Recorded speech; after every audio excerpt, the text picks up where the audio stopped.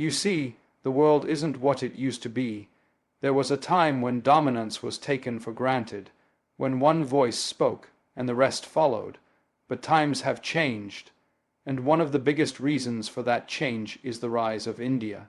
Now, let's be clear, we're not talking about a temporary burst of growth. We're talking about a movement, a transformation, a shift in global energy, and make no mistake about it.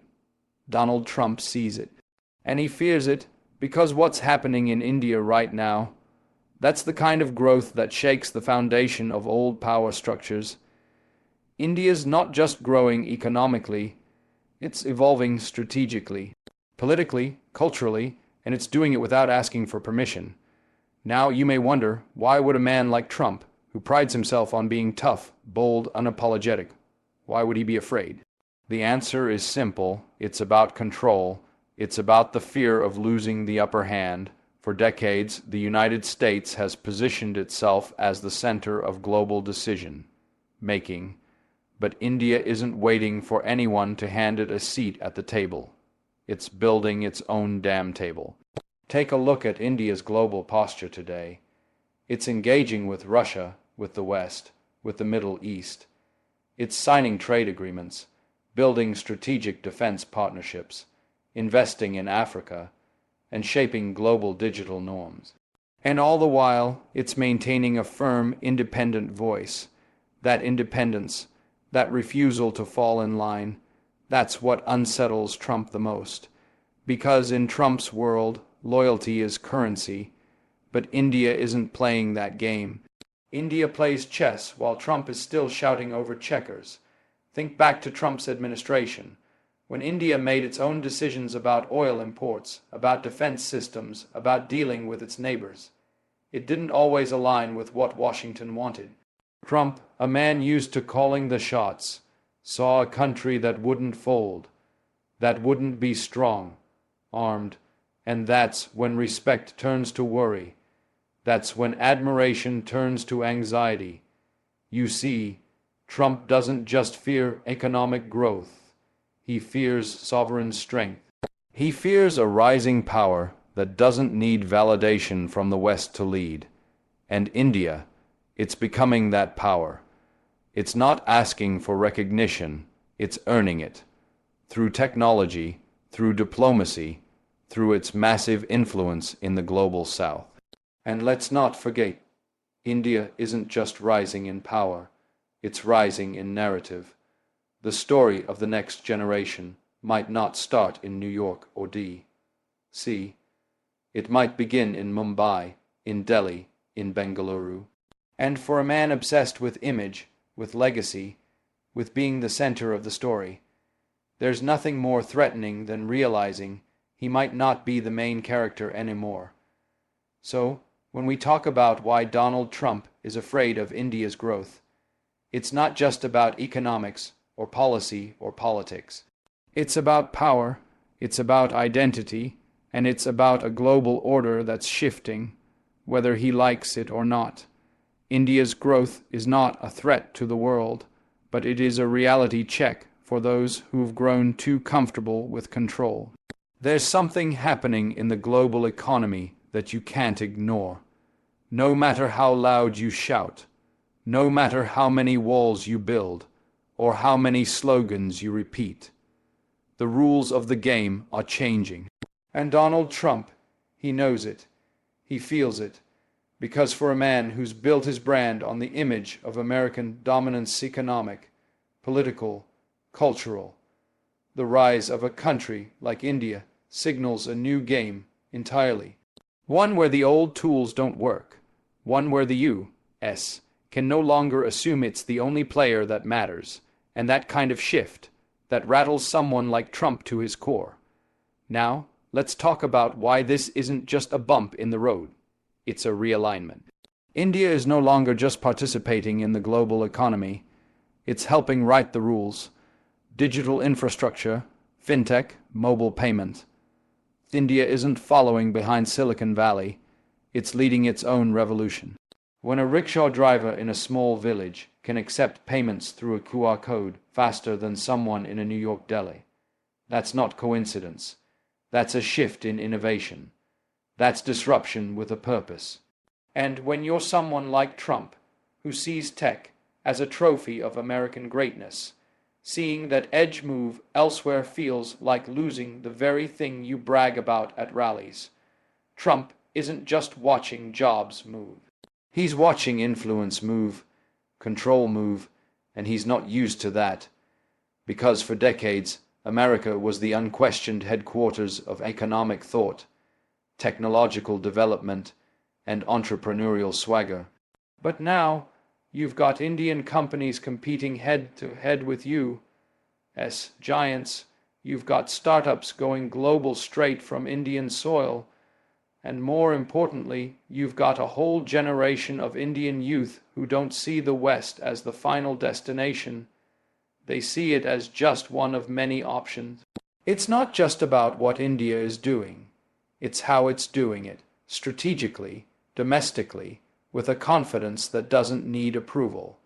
While Trump was busy picking trade wars and throwing tariffs like tantrums, India was negotiating smartly. Quietly building resilience, diversifying supply chains.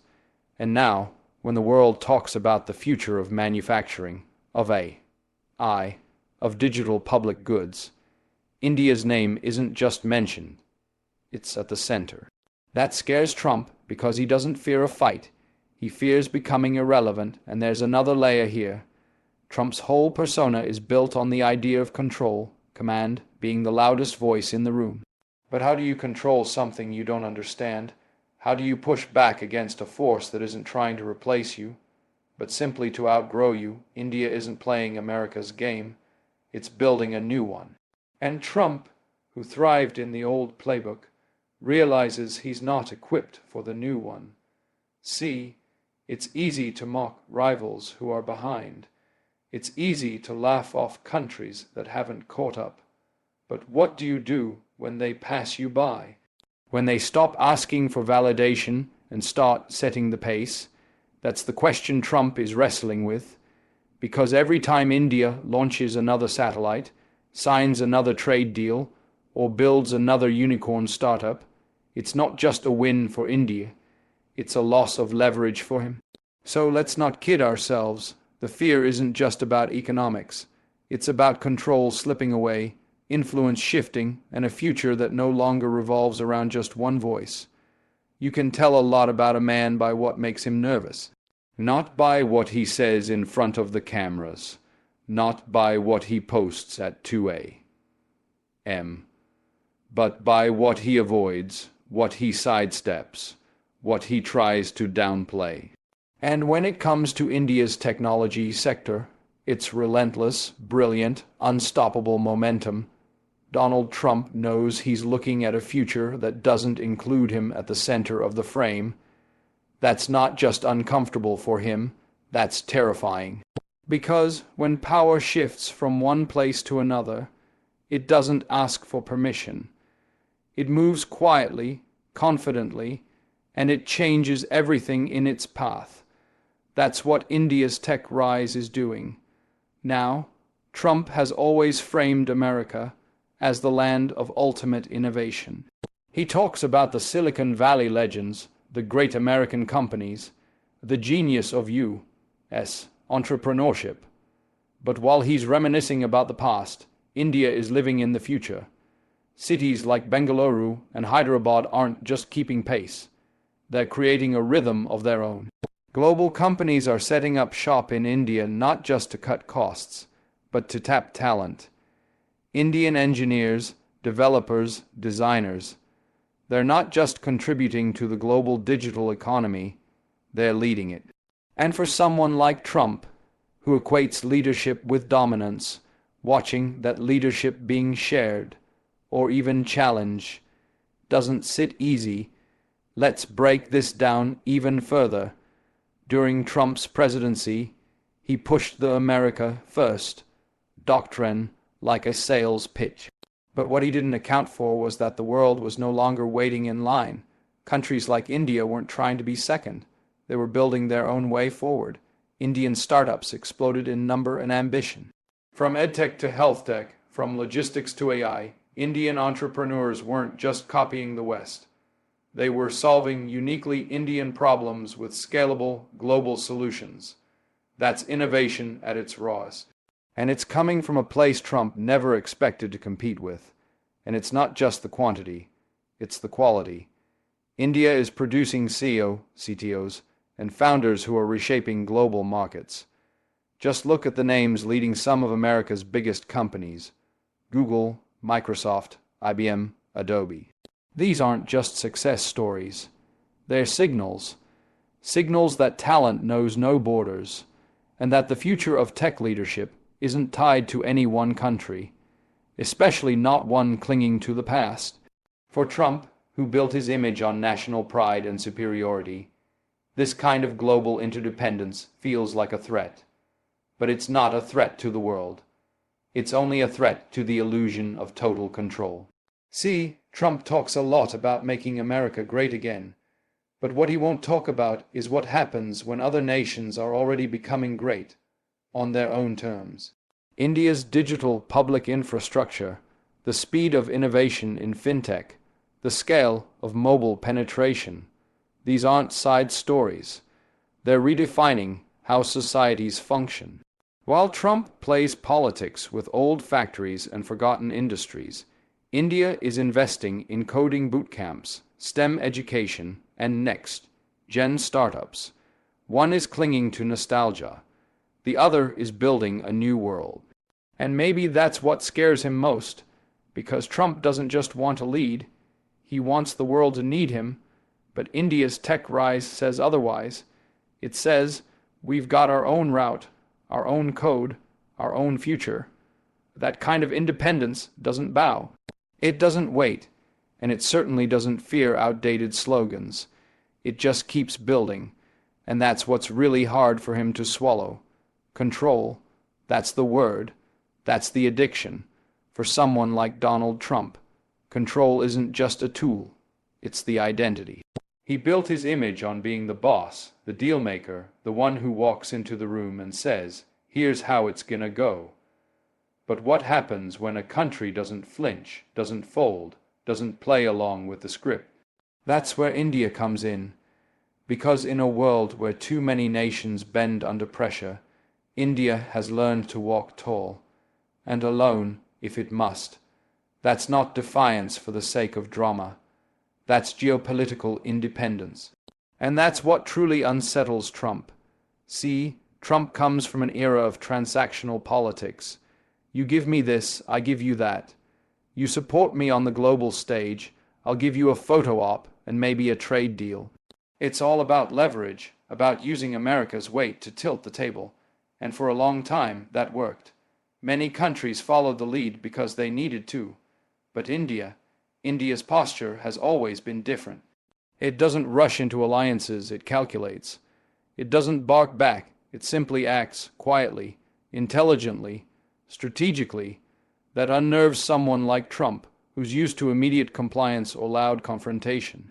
He doesn't know what to do with steady silence and firm resolve. Think about how India handles its foreign relations.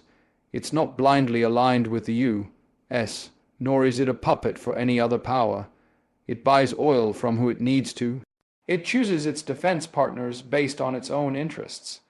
It stands with the global South, not just because of history, but because it understands what it means to lead through solidarity instead of subservience. That's a different kind of power, not flashy, not loud, but deeply rooted, and it's hard to shake. That's why when Trump tried to push on issues, whether trade imbalances, defense contracts, or strategic alignment, India didn't jump. It pushed back, with calm, with data, with its own terms. Now, Trump's instinct is to dominate the conversation. But India doesn't need to talk big to play big. When it makes moves, on the border, in the Indo-Pacific, or through BRICS and G20 diplomacy, does so with one eye on sovereignty and the other on long-term vision. It's not interested in being the favorite student. It's focused on being the teacher of its own destiny, that kind of confidence that doesn't play well with Trump's style, because it removes the very thing he craves most, predictability under pressure. This independence also means India won't always agree with the U.S., and it doesn't pretend to. It walks its own diplomatic path, even when it's unpopular. And that sends a clear message to Washington. You can no longer assume that your priorities are everyone's priorities. Trump may have used tariffs and Twitter to punish those who didn't fall in line, but India simply weathered the noise, because its power isn't built on shouting. It's built on staying the course. And here's the real issue for Trump. He doesn't fear enemies. He knows how to fight those. What he fears is a partner who's too strong to control, but too important to ignore. That's India, a country that will sit at the table, speak its mind, and walk away if it must. No begging, no pleading, just presence. And that, more than anything, is what makes Trump uncomfortable. Because in that quiet strength, he sees a future he can't dominate. That kind of independence. It doesn't need permission to rise. Democracy is a word that gets thrown around a lot, especially by people who want to wear it like a badge while bending its rules behind closed doors. Donald Trump talks about democracy like it's a brand he owns, like it's a weapon he can use to point fingers at other countries when it suits his narrative. But here's the truth. India is the world's largest democracy, not in theory, in numbers, in scale, in diversity, in chaos and beauty and disagreement and resilience, and that reality, that a democracy with over 1 billion voices, dozens of languages, and centuries of complexity, can stand tall and define its own destiny. That shakes Trump's world, because in his mind, power only looks one way, sounds one way, operates on his terms. But India's version of democracy, it doesn't ask for his approval. It thrives on its own. Now, Trump's idea of democracy is transactional. It's tied to loyalty, to image, to applause. He sees elections as contests of ego, not expressions of will. He divides people to rule them. But in India, democracy is messy and real. It's not perfect, but it's alive. It pulses through every street protest, every village council, every social media debate. It's not about making the loudest voice the winner. It's about managing contradiction, complexity, contradiction again, and still choosing the ballot over the bullet. That kind of living, breathing democratic process that doesn't just challenge Trump, it exposes him. Because let's be honest, Trump doesn't fear India because it's chaotic. He fears it because it works despite the chaos. He fears a country that can argue all day and still show up in record numbers to vote. A country that balances religion, caste, class, and region, and still marches forward. That kind of democratic strength doesn't depend on one man, one party, or one ideology. It depends on the people. And the moment Trump sees a system he can't manipulate with slogans or tweets, he sees a threat not to America, but to his version of power. India's growth isn't just technological or economic, it's ideological. It's showing the world that you don't need to be Western to be modern, that you don't need to imitate to innovate. And democracy is at the heart of that message. 1 billion citizens casting votes, holding leaders accountable, debating fiercely. That's not just governance. That's inspiration, and it's global. That kind of democratic model can influence other emerging nations to chart their own path without bending to Western models. That scares Trump, because his politics feeds off the idea that there is only one way to lead, and that way comes from him. And it goes deeper than just politics. Trump thrives on binary narrative, us vs them, strong vs weak, winners vs losers. But India doesn't fit neatly into those boxes. It's a country of paradoxes, of simultaneous truths, and that's where its strength lies. It can be ancient and futuristic, chaotic and calculated, spiritual and scientific, all at once. That throws off someone who only sees the world in black and white. Trump fears what he can't label, what he can't simplify, what he can't co-opt.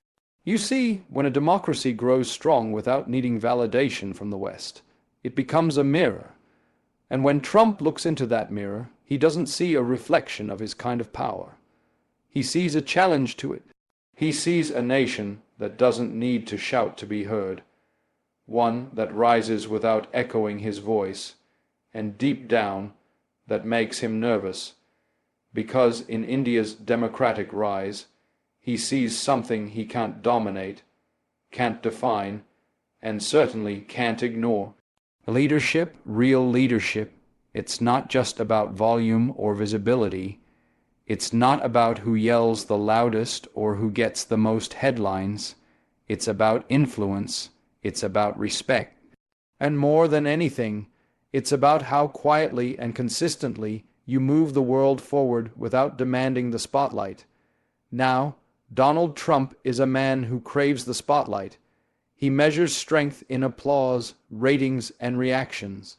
So imagine his discomfort when he looks across the globe and sees India rising, not with bluster, but with balance, not by trying to replace America, but by redefining what leadership even looks like in this new century. And that rise, that quiet, steady, self-assured rise, that's what he fears most. You see, the traditional image of power, especially in the eyes of someone like Trump, is loud, individualistic, and often unilateral. It's about dominating conversations, issuing ultimatums, and standing solo on stage. But the kind of leadership India is cultivating doesn't follow that formula. It's collaborative. It's rooted in history, but focused on the future. It's about building bridges across continents, whether it's through the global south, climate negotiations, trade forums, or multilateral summits. And that's the kind of leadership that doesn't crash into a room. It changes the air inside it. India's growing global stature is not based on intimidation or manipulation. It's based on diplomacy, consistency, and presence. It shows up, listens, negotiates, and often becomes the voice of reason in an increasingly polarized world. And that presence has power. When India speaks at the G20 or UN, it brings the weight of 1/6 of humanity. It doesn't need theatrics to matter. That kind of steady, dignified leadership, it unsettles Trump, because it reminds him that influence isn't always loud. Sometimes it's silent, sometimes it's patient, but it always leaves an impact. Think about this. Trump often tried to lead by division, pitting allies against each other, tearing up agreements, turning cooperation into competition. He saw leadership as a solo performance, but India's leadership works differently. It builds partnerships. It mediates when others escalate, whether it's balancing relations with the U.S. and Russia, engaging China while protecting sovereignty, or deepening ties with Africa, ASEAN, and the Middle East. India navigates complexity without making enemies at every turn. That kind of mature statecraft throws off someone like Trump, who is used to transactional deals and televised declarations. And let's not forget soft power culture, diaspora, education, spirituality, cinema, cuisine, technology. Indian influence isn't just in boardrooms or on battlefields. It's in minds. It's in communities across the globe, from Silicon Valley to South Africa, from Bollywood to yoga, from academic institutions to startups. The Indian identity is everywhere. And it's embraced. That kind of cultural leadership doesn't announce itself. It doesn't knock, it's already inside. And for Trump, who equates power with control, that kind of quiet ubiquity feels like a threat. Because you can't campaign against it, you can't tweet it away, you can't ban it with a policy. It's already working, already shaping, already influencing, and maybe that's the heart of it. Trump is used to leadership being about dominance. But India is showing that leadership in the modern world is about relevance. It's about showing up with dignity, speaking with purpose, and leading not just with ambition, but with vision. And when you lead like that, you don't need validation. You don't even need permission. You just keep rising,